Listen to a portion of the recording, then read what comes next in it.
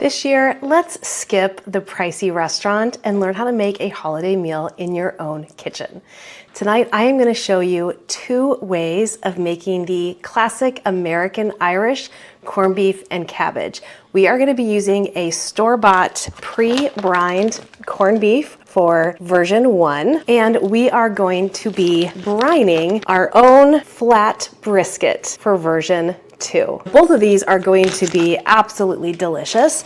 The difference between the two is this is Hummel Bros quality gourmet corned beef brisket. This is 4.4 pounds, and this cost $33.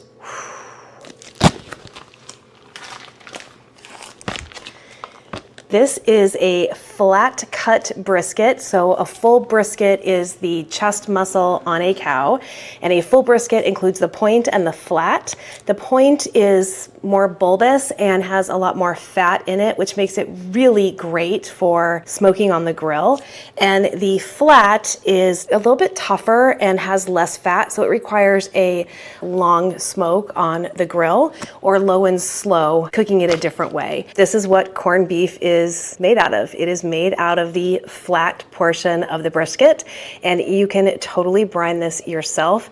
Really easy to do.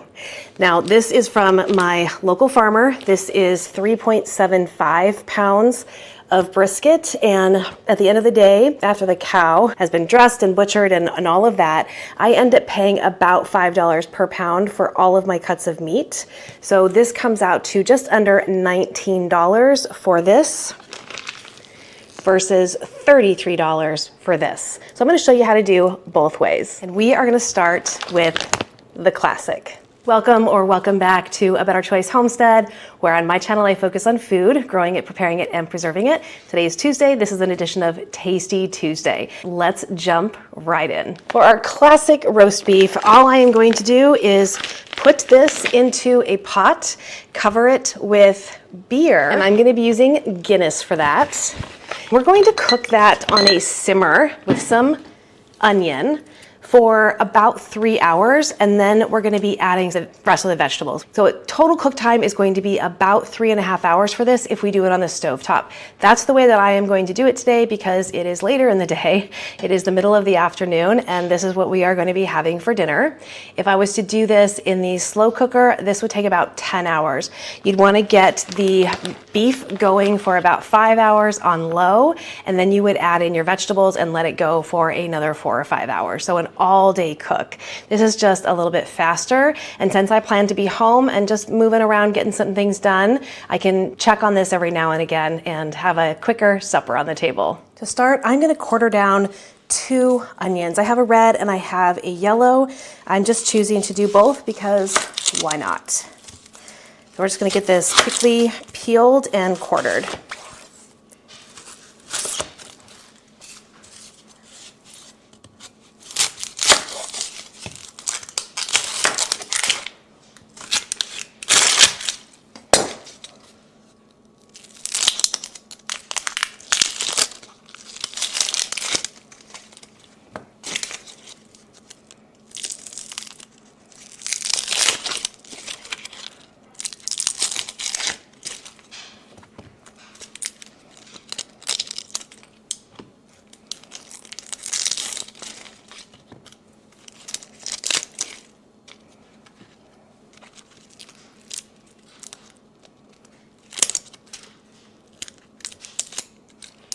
Two more cuts, and these are now ready to go into the pot.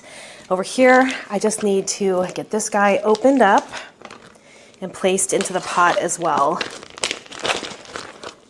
without making a liquid mess. So I am going to use some tongs to lift him out of the bag and put him into the pot.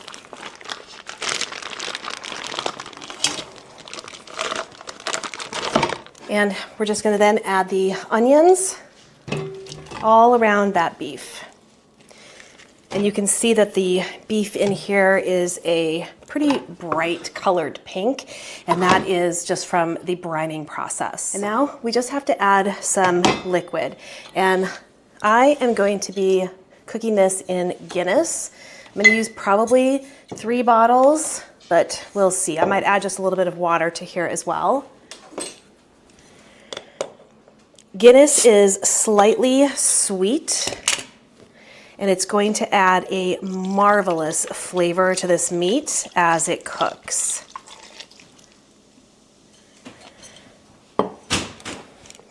It imparts a very distinct flavor.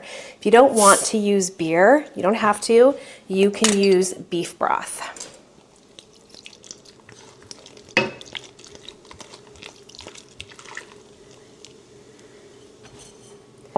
We want to get this piece of meat almost, if not fully submerged. Now, Guinness is not the only type of beer that you can use for this. You can use whatever you like.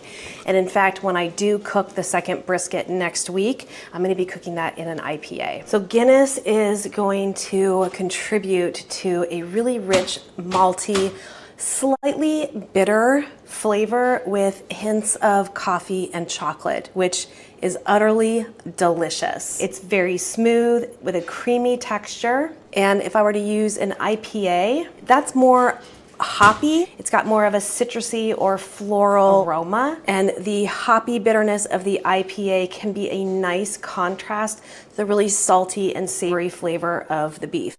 You can see that we are still not 100% covered in here, and that's okay, but I will just add a tiny bit of water. I could do another bottle of beer, but I think we have enough beer in here with 3 bottles. And now I am just gonna bring this up to a simmer.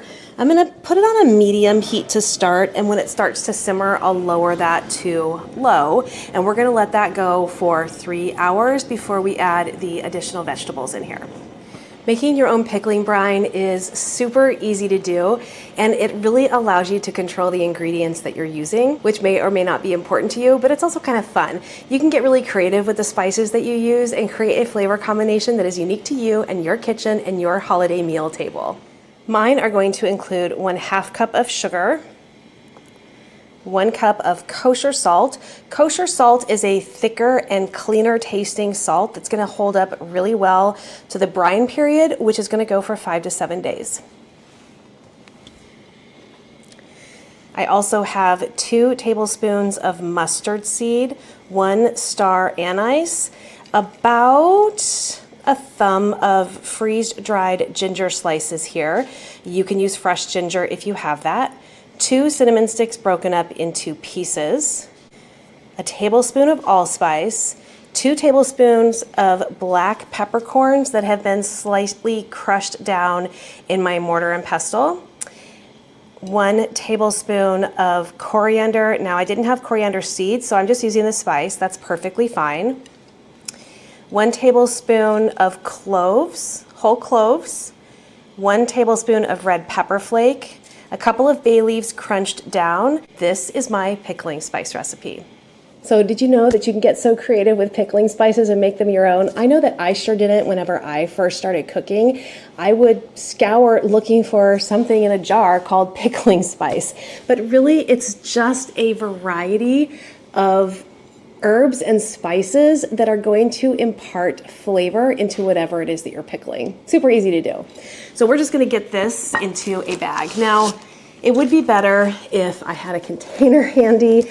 Can't find anything right now that was flat surfaced bottom, a little bit bigger than the bag I'm going to be using, but that's okay. I've already put this inside of here to make sure that it would fit. I'm just not sure that I'm going to be able to get a full gallon of liquid in here because this is a gallon size bag.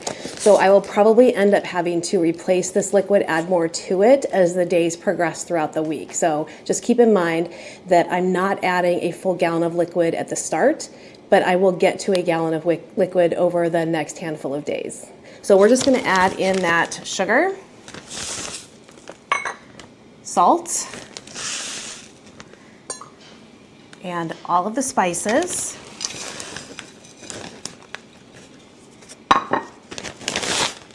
And then we're gonna get that brisket in here.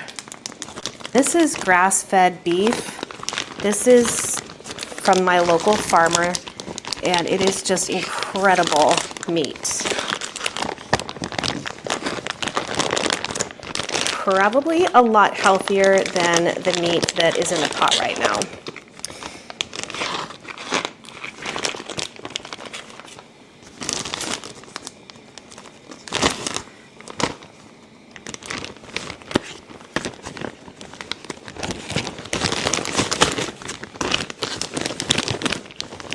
And get him down there with the spices so that we have some room on either side, and up the top where I'm going to add some of that Guinness in here as well. Ideally, I would be using 6 bottles of beer for this. I'm going to hope to get 3 in right now. If I can go over that, that would be great. I will add more, but I will add a total of 6 to make sure that this meat has had a gallon of liquid with that spice for an appropriate brine. Let's just pop these open.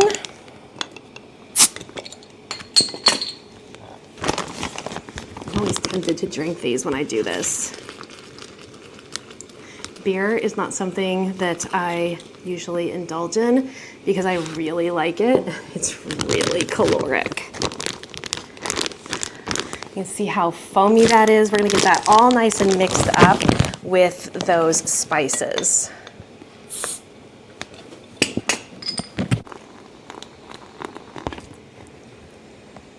This looks so yummy.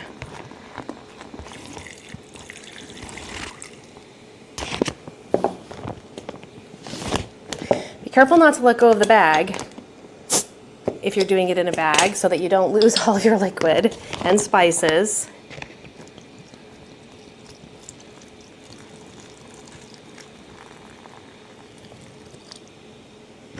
I'm going to stop there for now because that is pretty full, and I need to be able to massage it to get those spices kind of activated and wet, because right now they're kind of sitting as a dry lump at the bottom of the bag here.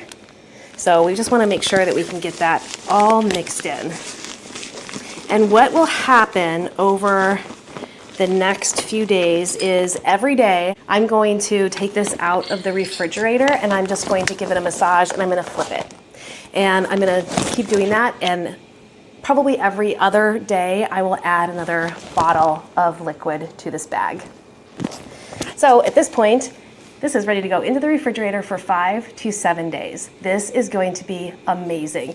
You're not going to see this end product, but it will be similar to what we've got going on in the pot right now. This is looking really good. It's at a nice, gentle simmer. I'm gonna make sure that it stays at this temperature and put a lid on it. But I'll check it in about 5 minutes just to make sure that it hasn't come up any higher on the boil, because this is where we want it. We want a nice slow simmer for 3 hours. This pot's been going for about 30 minutes now, so let's take a peek and make sure that we are at the right temperature in here. Oh, that looks fantastic. We've just got a nice slow simmer going on, if you can see that. But our liquid level is just a little bit low. So I'm gonna throw in another bottle or 2 of the Guinness. And then I'll stop there, because remember, we also need to save some liquid, or I might need to add some liquid at the end when we are ready to throw the vegetables in here. And I know that there doesn't seem to be a lot of room in this pot right now, but this meat is going to shrink as it cooks. If I need to throw all of this into a larger pot when we add the carrots and the cabbage, I'll do that. I'm not worried about that right now. I'm just gonna bring this liquid level up. From here, if I need to add any more liquid, I'll do it in water form. I bought 2 6-packs, so I've just used 8 bottles. I have 4 bottles left, and remember, I need 3 for that brine, 3 additional for that brine. So I think we're good in here.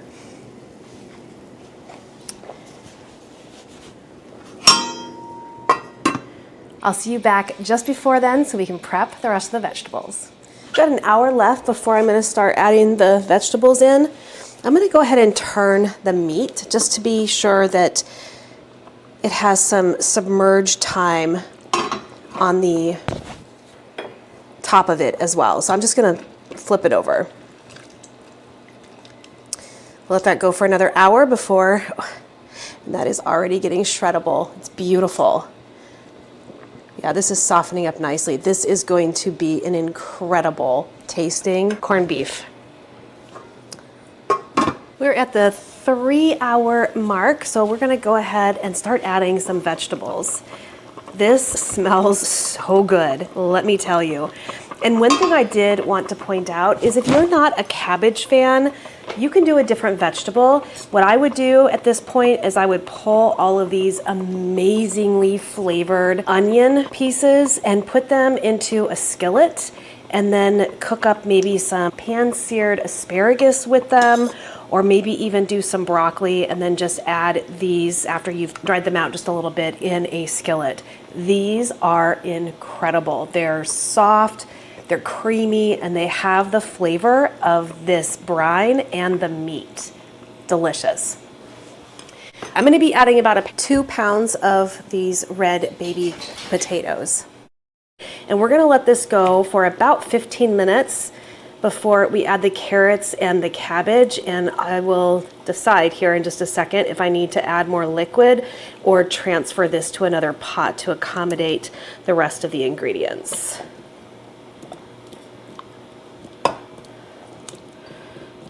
This is going to displace the liquid line a bit, so I think we're okay. I'm not going to do a ton of carrots in here. Yeah, I think we're okay. But I do have to add more liquid. I've got plenty of room to do that in the pot.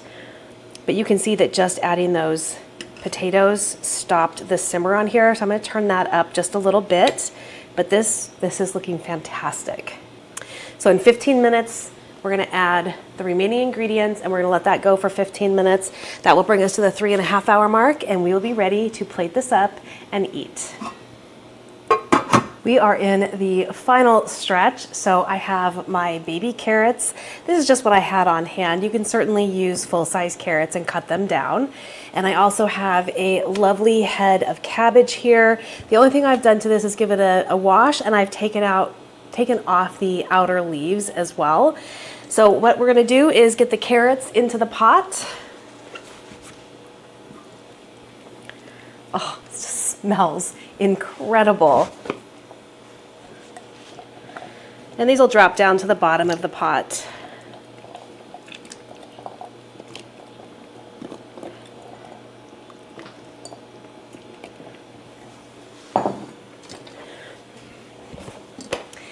And for the cabbage, I am just going to cut it in half. We're actually going to get it quartered and then maybe even cut down into eighths from there. This is not a very large head of cabbage, so I'm going to see what it looks like. And the only thing I'm going to take off of this is the actual very stem of the cabbage, not necessarily the core. So just the grow stem.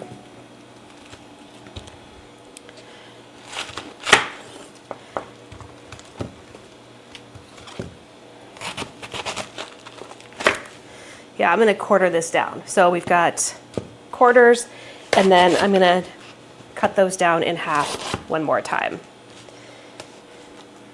The section that is tied to the core is going to stay nice and intact, where the upper section, they might come apart in individual leaves.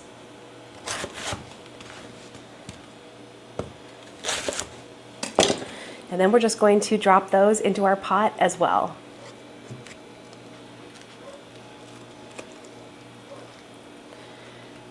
I'm going to turn the heat up now. This is definitely going to cool down with this cold cabbage and the cold carrots that just came out of the refrigerator. So I'm going to turn the heat up for the last 15 minutes. I'm going to turn it up to about a medium.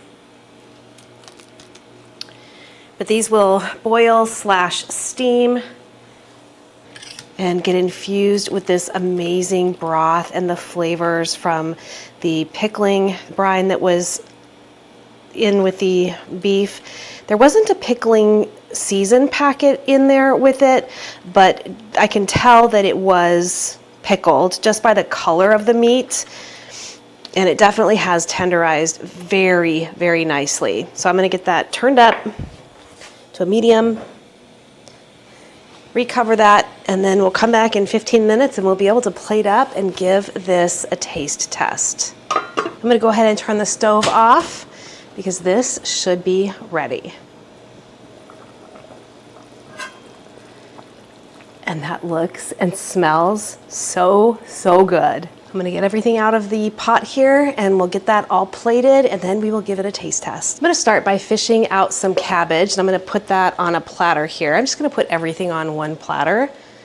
So we'll take out the potatoes and the carrots and the cabbage, and I'm gonna take the meat out and put it on the cutting board, and then we're gonna get that sliced into serving sizes.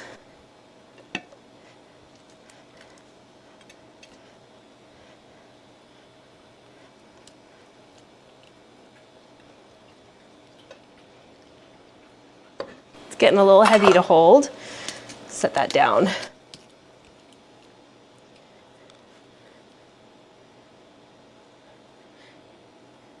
So I've been thinking that I could actually cook the one that I'm brining currently on St. Patrick's Day, and I could do that in a crock pot. I can start it in the morning and just let it go all day, but I could film that if you would like to see that, and then I can post it the week after St. Patrick's Day if you're interested. Just let me know in the comments down below, but it's gonna be basically the same as this one, except the brine is going to be different and the cooking liquid is going to be different, but they're both going to be incredibly delicious. I'm going to have to get this meat out here so I can get down to the rest of the vegetables. So let me set this aside for a minute now that the meat is exposed.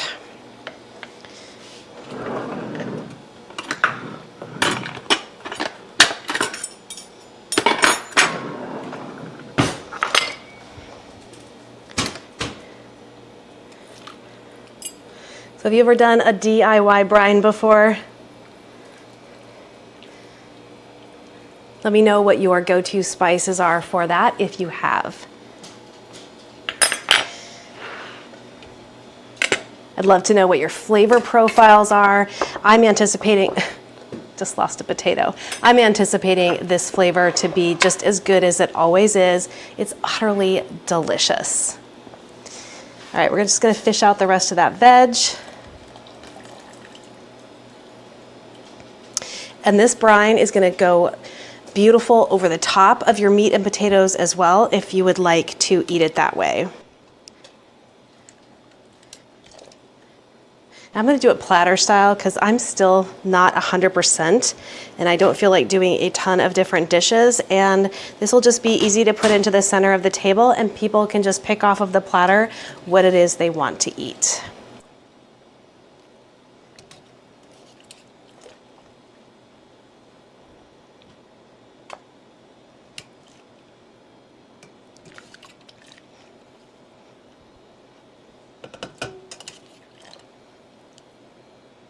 This looks really good. Let me get the meat carved up and we'll give you a look at the finished product. With corned beef, you're gonna wanna slice this against the grain. So we've got the grain running this way, so I'm going to cut this way. And I'm gonna do relatively thin slices.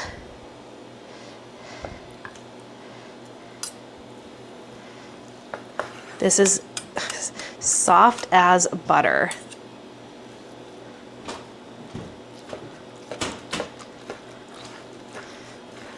So incredibly tender. I'm gonna flip this over. I think it'll be easier to cut.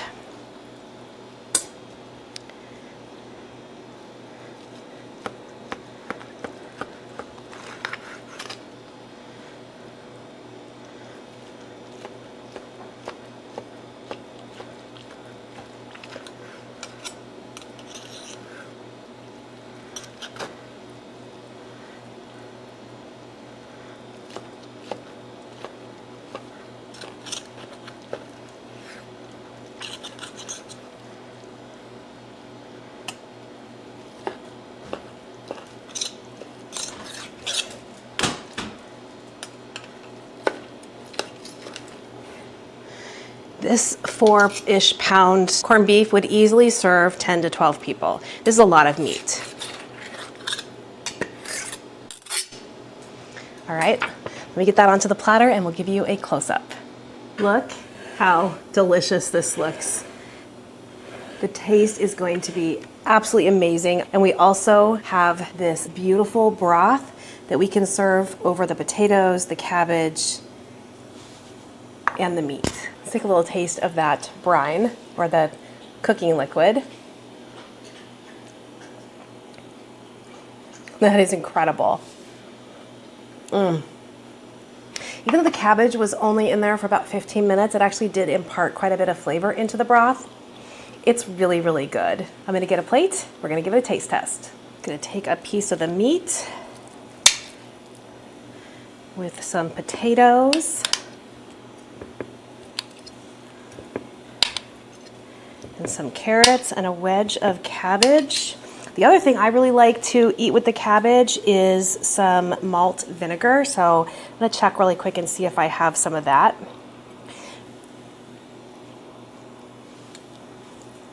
And I am pretty hungry, so I'm gonna get just a little another piece of meat and potato and carrot.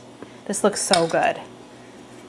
Traditional Irish American St. Patrick's Day plate. Now I am using a small plate, but I am still not feeling all that great, so I'm not gonna eat a ton, but yum. Well, I don't have any malt vinegar on hand, but I do have some balsamic, so I'm gonna just drizzle a little of that just over the top of my cabbage. There we go. I'd love to know how you cook corned beef and cabbage. Do you do it in the crock pot or do you do it on the stove? I wonder if some people even do it in the pressure cooker these days. I like both methods. If I'm gonna be out for an extended period of time, I will definitely choose the crock pot. But if I'm gonna be home, this way's just a whole lot faster. Now, let's do a taste test. So I'm gonna start with that cabbage with that little bit of balsamic vinegar on it.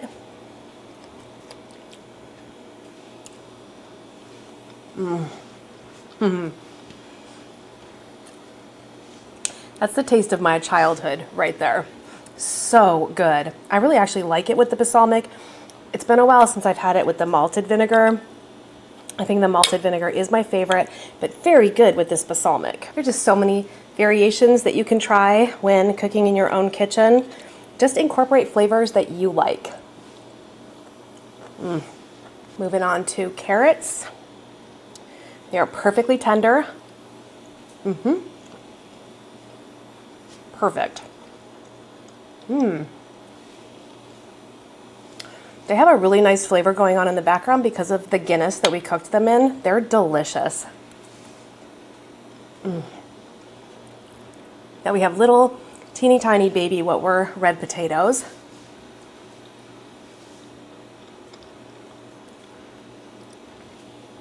Those are perfect as well, with a little bit of that Guinness cooking broth over them.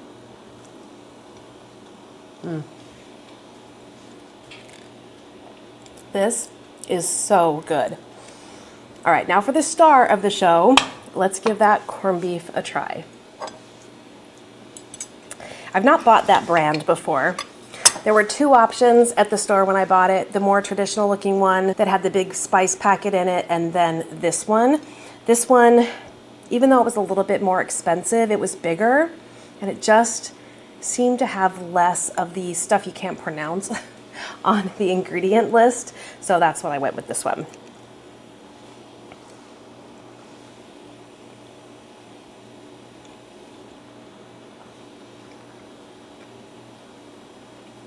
That is phenomenal. Wow, incredible flavor profile. A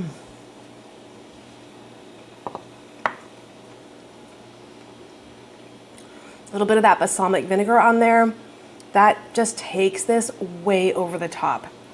This is worth the wait. Cook it on a weekend when you don't have a lot going on, 3.5 hours on your stovetop, or throw it in your slow cooker, 5 hours, then 4 to 5 hours with the rest of the veg added in, and you will have yourself an amazing meal. I definitely recommend that little drizzle of some sort of a vinegar over the top, the malt or the balsamic. This is so, so good.